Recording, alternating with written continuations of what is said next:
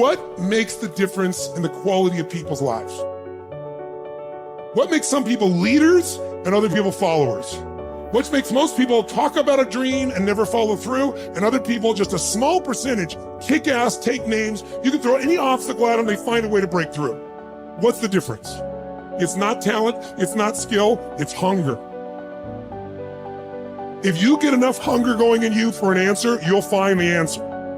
If you get a hunger enough inside of you that says, I gotta take things to the next level, I gotta achieve, I gotta make a difference, I gotta expand, you will find the answer. People's intelligence will expand if they got enough hunger. But if you got everything and you're not hungry, you're not gonna have much. The super successful don't stop once they hit their targets. They simply reset and go again. Anytime you stop reaching for massive success, the next thing, you start settling in, that's when you start having problems. The comfort zone is dangerous. When you're comfortable, you are most dangerous. You should never feel comfortable. You should be happy and dissatisfied. Well, you should be afraid of taking risks and pursuing something meaningful. But you should be more afraid of staying where you are if it's making you miserable. It's like you're paying a price by sitting there being miserable. You might say, well, the devil I know is better than the one I don't. It's like, don't be so sure of that. The clock is ticking. Yeah, and if you're miserable in your job now and you change nothing, in 5 years, you'll be much more miserable and you'll be a lot older. So don't be finished.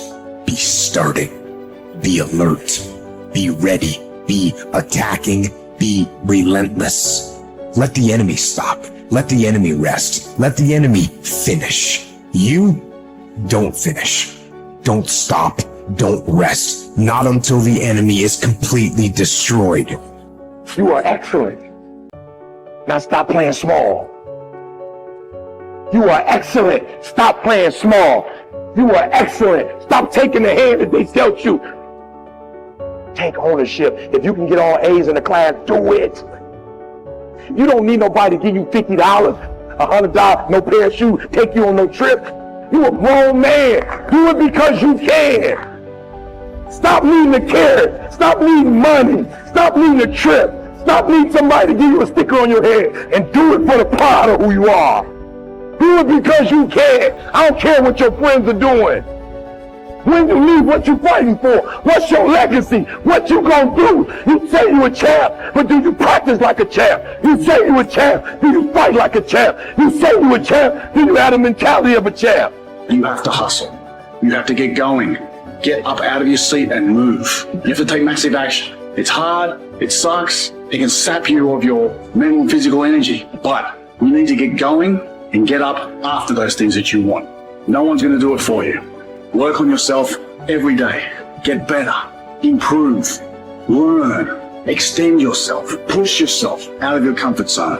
Push the boundaries that you're accustomed to. That's the only way to grow as a person. If you look at all the successful people in the world, one common thread between all of them is that they've all hustled. They've all gotten to work, gotten busy. The gap between here and your ultimate life is action. That's the link. You have to hustle. You have to get out there and do what's required. What excuse do you have? What reason do you have not to? Turn this video off, get out there and get to work. One of the things you have to understand about life is everything changes and everything ends. And that kind of sounds heavy on the front end, but it's a truth. If everything changes and everything ends, number one, it should make you appreciate what you have right now. And then my view is, what's next is always better. If I make it so, it's my job to make it so. And so I think, for me, I look at it and say, when you said genius is a young man's game, I think that's total bullshit. I think passion is the genesis of genius. If you've got enough passion, you're gonna find answers nobody else does. But most people run out of fuel, meaning they get tired, they get exhausted, they get burnt out, they get, the law of familiarity. They're around something so much they take it a little bit for granted.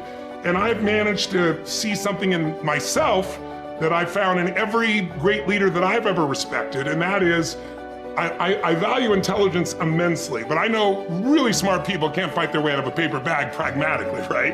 I'm sure you do too. what I see as the one common denominator of people that are successful over a lifetime is the sustained hunger. Hunger is the number one factor. When I see somebody, I don't care what age they are, I don't care what their background is, if they're hungry to improve, to change, to make something happen.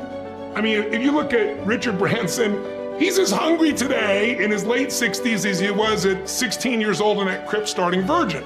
You know, you look at my buddy Mark Benioff, you know, he's I think in his early 50s right now. Mark is more hungry today than when I knew him 12, 14, 15 years ago when he was first coming up with the idea of, he went to one of my seminars over and over again, the UPW, you know which one. And he went there like 4 or 5 times and he was sitting in the front row, he's a tall guy, introduced himself and said, "You've convinced me, I'm gonna leave this company I work for as an employee here and I'm gonna go start this new company called Salesforce.com. Wow. And he says, "Tony, we're gonna do $100 million in business and we're gonna change business." Now he's doing whatever, 30 billion right now.